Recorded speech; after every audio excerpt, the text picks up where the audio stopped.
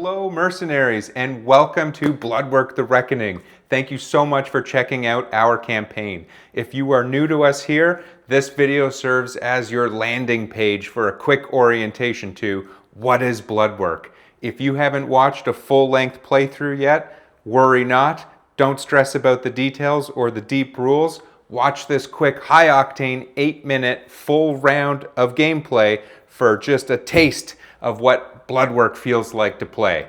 Let's dive in. At the beginning of each round, we're going to decrease the corruption track by 1.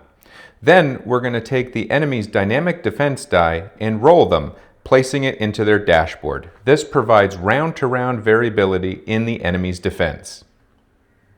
Next, we're going to draw the Fate card, which gives the turn order or initiative for both enemies and mercenaries and provides the action economy for the enemy. Here we see grunt stickers activate first. The blue sticker is targeting a random enemy and moves up to optimal range and zeroes in on Mary the Fairy. Next, he makes his attack with his blue D10 and has to overcome her defense of 4, but Mary has evasion +1 and tries to mitigate one of those hits. Unfortunately, 2 get through. Drawing from the blood deck, we then see where the hit lands, and it is the body. Fortunately for Mary, she has a brassiere that has 1 armor and reduces the damage by 1. She sustained 2 hits for 2 damage apiece and 1 overpower, but her brassiere mitigates 1, so 4 damage. Next, the red sticker is going to move up and zero in on Saren. In similar fashion, the sticker will make their attack and will draw from the blood deck to see where it lands. And they get Tactics, targeting the mercenary's head. Here you can see that Tactics for the stickers induces a bleed effect if we can't resist it. Fortunately for Saren, she's wearing a helmet with 1 armor. 3 hits plus overpower +1 is 7 damage minus 1 from the helm, 6 damage taken. And we have a bleed token. But Saren's going to try to resist this next, so let's check that roll. She rolls a 4, which she adds to her faith value, but unfortunately it will not be sufficient to reach a value of 10, so she will incur bleed. The orange sticker is then going to roll to determine who their random target will be, and then will move up to optimum range. Here we can see the orange sticker is targeting Mary the Fairy. Making their attack, we're then going to check, is Mary able to resist one of those hits? So she'll take a D4, and the value she'll add to her defense. Then we'll draw a blood card and determine the hit location, which is her head with Tactics. And they're rolling to see if she can resist bleed, but she is also similarly unsuccessful, and we'll place that next to her miniature. Fortunately for Mary, she has a headpiece that has 1 armor, so the 1 hit with overpower +1 will actually only incur 2 damage. Now that the stickers are done, let's look at the defenders, and they are going to drop a trap on their current location and disengage with speed +1, which means they move back away from the enemy 3 spaces plus an additional 1 movement. So they will consolidate around Gigarat, as we can see here. Now, traps are a fun mechanic in Bloodwork as it forces you to reevaluate your tactics. Here you can see that choke point is now covered by 3 traps. Next up, it is the Mercenary activation, which is denoted by this portrait art.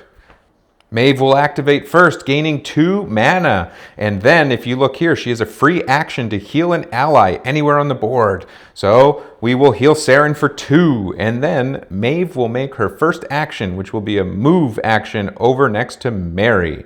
She will then spend 2 mana on Blessed Strikes, which allow her to attack Mary, but instead of inflicting damage with her main hand weapon, what she actually rolls will be healing towards her ally. So let's show the anatomy of that attack. Her weapon has an attack rate of 3, so she grabs 3d12 and scores 2 hits. So we'll grab those and put them next to her weapon. Here you can see she has an offense rating of 1, so that is 2 damage per hit, but +1 overpower from her offhand makes it 3, and she has healing power +1, so that is actually 4 points of healing towards Mary the Fairy. This ends Maeve's turn as she used an ability, moved, and attacked. Next up is Mary, and she has bleed, so we'll draw a blood card, and we see she sustains 2 damage from the critical hits as a result of bleed, reducing her health to 10. On activation, Mary is going to use Mend, as you can see here, to remove bleed and get rid of that negative debuff. Then, as she's activating, she will gain 2 mana and add that to her pool of 2 for a total of 4. We'll spend 3 of that now to trigger the ability Blink, which allows her to teleport 6 spaces, making Mary potentially very mobile during a mission, should you build her that way. So let's move her up here to give her the high ground, adding +2 to her range. Next, she's going to make an attack to the sticker in blue with Elemental Mastery, giving her 3d12 due to the attack rate on her Ring of Fire. We'll grab those and chuck them, and we'll get a 4, 10, and 5.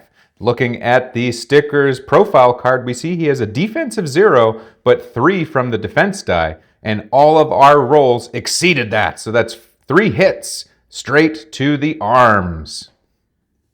Mary's Ring of Fire has an offense of 1, but we also have +1 overpower from our wit. So that'll be 3 hits plus overpower is 4 damage minus 1 armor. So he'll take 3 damage. But I moved it 4. Whoops. Activating Sarah next. Let's Mend for our first action and remove bleed. Next, we'll use Flawless Composure with our Elven Bow, and with a range of 4, I'll actually be at accuracy -1 because I have a range of 5. So we make our attack, and we only score 1 hit, inflicting 2 damage with our Elven Bow, and we have +1 overpower, making it 3. Checking the blood deck, we see that we strike him in the head, where he has 1 armor. So our 3 damage will be reduced by 1, inflicting 2. Next, let's go ahead and make that attack again. And here we have 2 hits. So that's 4 damage plus an overpowers 5 to the body, where they have no armor. And therefore, the blue sticker has been defeated. And we'll leave the clip of his soul leaving his body. The nice thing is about the new components is we can condense to save table space. So let's remove the blue sticker and consolidate. Next, let's activate Evanara, who rolls 1d4 to see how much energy she gains.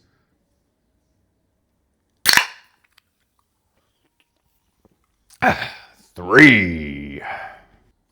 First action with a speed of 4. Let's move 4 spaces up to the sticker. We're then going to spend 4 energy on Disappear and gain Stealth. There's our token. Gaining accuracy and overpower +2. With an attack rate of 3 and +1 crit as a benefit, she is going to use Flurry of Attacks with 3d6, getting criticals deal +2 damage and +1 to crit damage from luck. Next, she makes her attack, and she gets a 6 and a 4. That's 2 hits, 1's a crit, +2 critical damage, and it targets the body, but we get to select wherever it lands. Having made an attack, she no longer has stealth. And we see his armor is 0, so that'll drop him down to 2 remaining HP. Just kidding. He's dead. And you're not a mercenary if you don't grab their head. Steve, grab his head. Lastly, Gigarat will activate, and he will move 3 spaces towards the closest mercenary, but will not attack. And as a result of this, mercenaries will be forced to go last in the next round.